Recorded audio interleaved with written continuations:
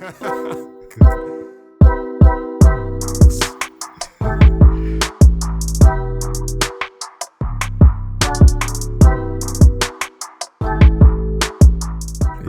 hackers access TSTT using admin's credentials. The Checkpoint Incident Response Team, CPIRT. What? Who's that?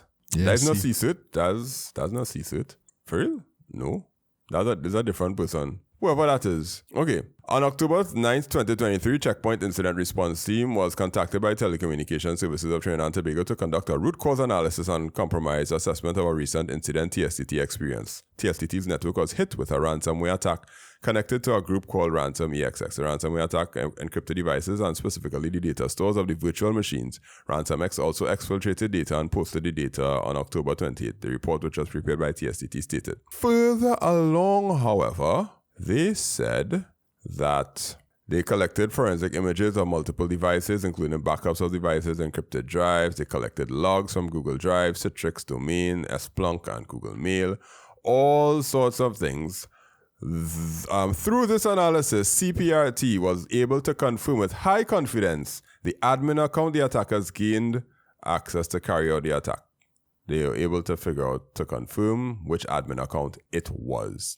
This account attempted to create multiple rogue accounts to gain a bigger foothold in the environment and was also the account the attackers used to collect a subset of the posted data. So what happened is you gain one admin account and the first thing you go to do is you go and create some shadow accounts of different people so that you go and create somebody who have supervisor access, somebody who have access to this, and you just create all the different access. So it had to be an admin that has the ability to create other accounts with high privilege. High privileges. Yeah, privileges. Yeah. Privileges is good, yeah. And this account not only escalated privileges on MAU CTRX 501 servers early as October 3rd, but also created multiple domain accounts, all with the same password. So I guess they would have realized, okay, if all of them had the same password, that means they're giving it, yeah. Yeah. Wow. So TSTT confirmed that this user account belonged to an external individual from one of their dealer stores and did not have authorization for such access, it stated. What does that mean? What's that? Watch it here. TSTT confirmed that this user account belonged to... Oh, no, this is the user account for the GitLab, sorry, not not the internal person. Yeah. So Lisa was now I'm gonna call her Lisa Agard, Miss Lisa Agard, Mrs. Lisa Agard, whichever one it is. She was being grilled, and I'll say it in her voice. The first issue of focus should be: did TSTT misdirect, obfuscate in the Parliament on January 22nd in explaining the root cause of the cyber attack? So that question I pose is important because of the emphasis placed on the access being gained through an external dealer network. So she was like, they didn't tell me anything, and now I take any blame for this. And finally, why was the CEO not told about this breach that occurred on October the 3rd? Why did she have to see it in the Checkpoint interim report on November 10th? Why did all the communication to the CEO about the breach indicate that it occurred on October 9th? Yeah, so I mean, as I said, as the young people love say, we get more tea. That what I say now? Yeah. Tea. Yep. The tea leaves, yeah. Yeah, wow. So I mean, it's a lot of miscommunication and semen drama that going on. And I mean, it kind of explains why she came out and said what she said, because at the point she didn't know. You know, it happened on the 3rd, and I think the minister made a statement on the 9th, and then she said something. Yeah, because the minister said something, because we were like, how come they're not saying anything? Why is the Minister of Public Utilities talking about this when you literally have a CEO? And well, at least she's saying that, you know, allegedly she only found out about it on November 11th, and she didn't have no time to really say anything, because a few days after, the bushy truth, you know? Yeah, well, she said that they told her that she couldn't say anything. In the report, it said that she was told not to say anything. And you realize in this article, she said, didn't the internal TST administrator not realize that she had lost her credentials. So she kind of revealed something there in terms of the person's sex. Is a lady that. Wow, that not gonna shine too brightly. Yeah. You saw that? Yeah. Look at right here, highlighting it. The internal TSTT admin not realize she had lost her credentials. That is a serious red flag in any IT organization.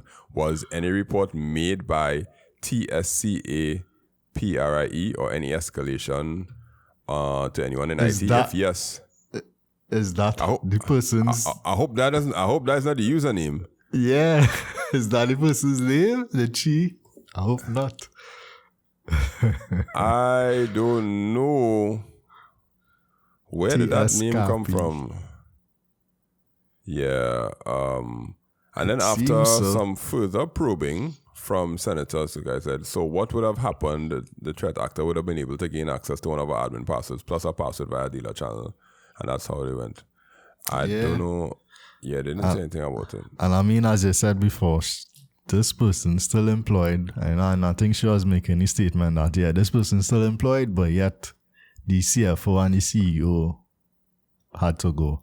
And I think that's probably more, the reason they probably had to go is because of the optics, in the sense that the minister come out and made a statement that proved not to be true, and it make him look bad. So at the end of the day, TSTT is a half majority owned by the government. They make the government look bad, That egos involved, and they might have been the collateral damage. Yeah, basically that's. Boy, I don't know what to say. It kind of ugly to me how this turning out, and the reason it kind of ugly is because Lisa Agard is clearly hurt, and she going and throw. Yeah. She ain't holding back on throwing people under the bus, because she get thrown under the biggest bus, and it ain't with it. Yeah, and I saw she also asked whether the acting CIO intentionally and maliciously misled the committee when he said that the CEO's office had misled the minister. More or less that the acting CEO said that, the last CEO, that was the person that misled the minister. When in fact, the CEO, according to Lisa Agard, she didn't know anything. So the acting CIO was trying to throw she further under the bus. So, all right, somewhere along the line, I read something that it was somebody's laptop, right? Yeah. Whoa, okay. So, all right, let me see this part there. Review of this data shows a zip file containing multiple files of credentials confirmed to be from Google Drive belonging to TSCA PRIE. Whoa, data connected to also stated among the recommendations. TSTT should remove end of life and legacy systems, as they could be major sources of attackers to exploit. How did the admin get their credentials compromised? That is the tricky part that nobody talking about, or at least I didn't read it. Was it phishing? I know it had a previous article that said that the person may have done it, but I'm not sure if that was cleared up or if that was retracted. Like the person would have intentionally done it. You remember that? That was retracted? Yeah. I'm not 100% sure. What I want is I want to get this official PDF and read through the whole thing and see. But remember, them PDFs will take long to come out when they do these joint select committees. But this one is the fastest one I think ever done, as far as I know. Like, it's February and the tea is spilling.